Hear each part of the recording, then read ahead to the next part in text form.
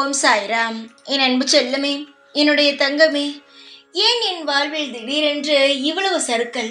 தொழிலும் சறுக்கல், வாழ்வில் நிம்மதியும் இல்லை.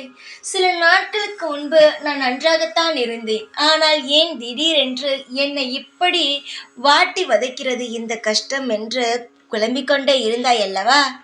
அதற்காகத்தான் ஒரு விஷயத்தை சொல்ல வந்தேன். உன் குலதெய்வம் உன்னிடம் இருக்கிறதா என்று பார்த்தாயா? எப்படி சாய் எனக்கு தெரியும் என்று கேட்கிறாயா? உன் குலதெய்வத்தை நீ தினமும் நினைக்கிறாயா? காலை எழுந்தவுடன் உன்னுடைய குலதெய்வத்தை நீ வணங்குகிறாயா? கிடையாது. எப்பொழுதும் எழுந்த பிறகு உன்னுடைய செயலை செய்ய துவங்கி விடுகிறாய். ஆனால் நீ எழுந்த உடனேயே உன் குலதெய்வத்தை வணங்க வேண்டும். வருஷம் ஒரு முறை உன் குலதெய்வத்தை போய் சந்திக்க வேண்டும். அதற்கான கடமைகளை நீ செய்ய வேண்டும். எப்பொழுது உன்னுடைய குலதெய்வத்தை நீ மனதார நினைக்க ஆரம்பிக்கிறாயோ அப்பொழுது உன்னுடைய வாழ்வில் இருக்கும் அனைத்து கஷ்டங்களும் உன்னை விட்டு போகும். நீ குலதெய்வத்தை நினைக்க மறந்து விட்டாய். உன் குலதெய்வமும் உன்னை விட்டு விலகி நிற்கிறது. அதனால்தான் இப்படிப்பட்ட கஷ்டம். உனக்கு நான் நல்லதை தான் சொல்வேன் தங்கமே. அதனால் எதுவாக இருந்தாலும் காது கொடுத்து கேள். குலதெய்வம் என்பது ஒரு குடும்பத்திற்கு ஆணிவேர். நீ எல்லா தெய்வத்தையும் வணங்கலாம். ஆனால் முதலில் குலதெய்வத்தை வணங்க வேண்டும். அதை நீ நன்றாக ஞாபகம் வைத்துக்கொள். நான் எல்லா தெய்வத்தையும் வணங்குகிறேனே என்று நீ கேட்கலாம். எல்லா தெய்வத்தையும் நீ வணங்கு, நான் அதெல்லாம் ஒன்றும் சொல்லவில்லை. ஆனால் குலதெய்வத்தை நீ தினமும் வணங்கு.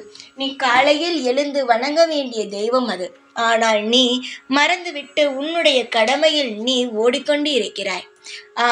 அதைதான் நான் ஞாபகம் ஊட்ட வந்துள்ளேன்.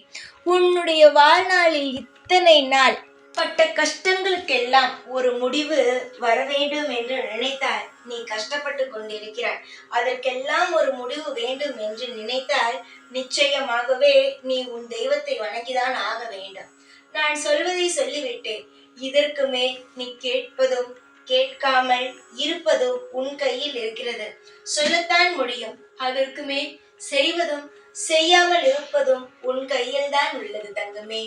வாழ்க்கையில் நீ எப்பொழுதுமே என் குழந்தையாகவே இருப்பாய். அதில் எந்த மாற்றமும் கிடையாது. உன்னுடைய வாழ்வில் எது நல்லது, எது கெட்டது, எப்படி வாழ வேண்டும், இது அனைத்துமே நான் உனக்கு சொல்வேன். இப்பொழுது பாத்தியா, உன் வாழ்வில் கஷ்டம் வருகிறது. அதற்கான தீர்வு என்னவோ அதை நான் சொல்கிறேன். அது போலத்தான் உனக்கு ஏதாவது கஷ்டம் வந்தால் உன்னை கஷ்டப்பட விடமாட்டேன் தங்கமே. அதற்கான உடனடியாக தீர்வுகளை சொல்லி உன்னை அடுத்தடுத்து என்னென்ன செய்யலாமோ அது அடுத்தடுத்து நான் செய்ய வைத்து விடுவேன். நீ நினைக்கிறாய் இந்த சாயானவன் கல்லென்று. கல்லல்ல, உன்னுடன் வாழும் தெய்வம் நான், உன் அப்பா நான். நீ எந்த முறையில் என்னை நினைக்கிறாயோ அப்படித்தான் நான். புரிந்து கொள்.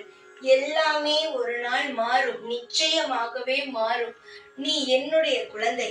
தைரியத்துடன் இருந்தால் அனைத்தையுமே உன்னால் தனி ஆளாகவே இருந்து சாதிக்கவே முடியும். ஆனால் நீதான் அதை தெரிந்து கொள்ளாமல் என்னால் எதுவுமே முடியாது, என்னால் எதுவுமே செய்ய முடியாது என்று நினைத்து கொண்டிருக்கிறாய். தங்கமே, தைரியத்துடன் இரு. எல்லா நாளும் உனக்காக நான் இருக்கேன்.